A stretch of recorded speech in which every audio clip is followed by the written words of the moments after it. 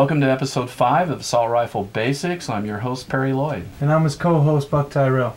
Now today we're going to continue our discussion on M16 type rifles, and actually we're going to focus on the M16 rifle itself.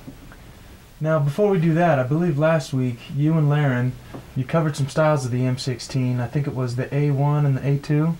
That's right, Buck, and we've yet to talk about the A3 rifle, and we're going to do that in today's episode. Okay, well, since we didn't have time last week though, why don't we go ahead and show them the definition of a carbine or a carbine. The carbine, or pronounced carbine. Both pronunciations are correct.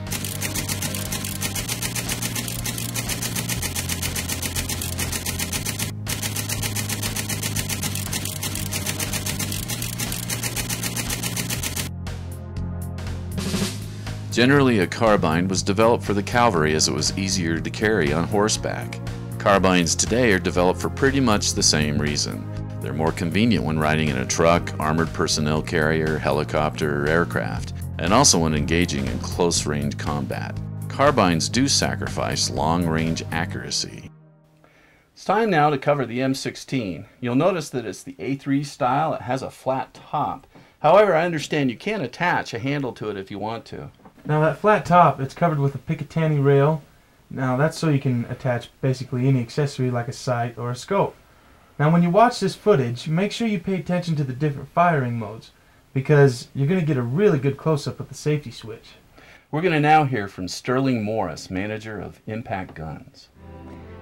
This is the Bushmaster M16 full auto machine gun, currently for law enforcement only. It shoots a .223 caliber. Has a 4-position telescoping stock.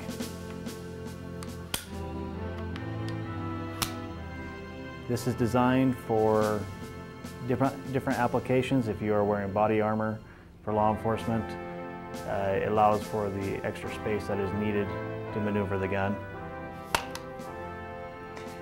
This is a forward assist, so that if your gun does not close all the way, you can push the forward assist, and that will close the bolt without having to eject the current round and putting in a new round. This is the dust cover, and it is exactly that. It is designed just to keep dust out of the gun. It flips open on your first shot. This here is the charging handle, is how to cock the gun. Grab it from both sides, pull it back all the way to the rear, and with the empty magazine, it will lock open.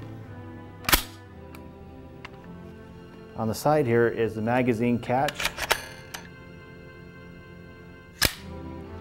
This will lock open your charging handle and the bolt when your gun is empty, and to release it, you just push the button and it will release the bolt. Here's your magazine release. Just push that, magazine comes right out. 30-round magazine. There's our also 10-round, 20-round, 30-round, and 100-round magazines for this gun, and a 40-rounder. Your basic operations for this gun is this. This is your safety mechanism, your safety switch. When you go to fire, you switch it to single shot.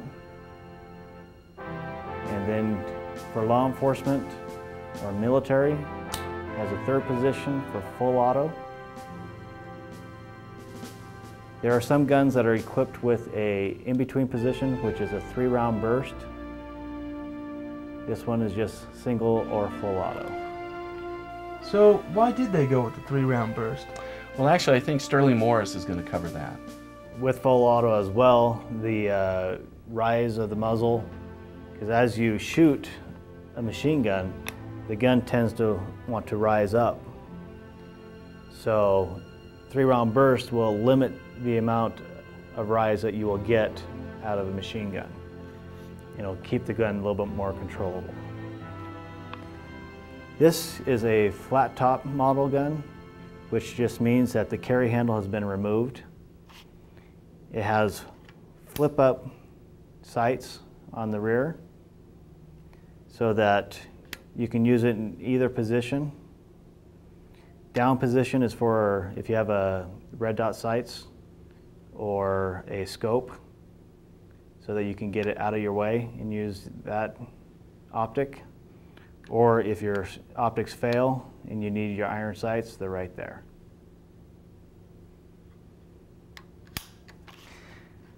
This is called a brass deflector, and that's exactly what it does. Is when you shoot, the round will come out and hit on the side of this brass deflector and throw it sideways, instead of it coming straight out and hitting you, especially if you're a left-handed shooter.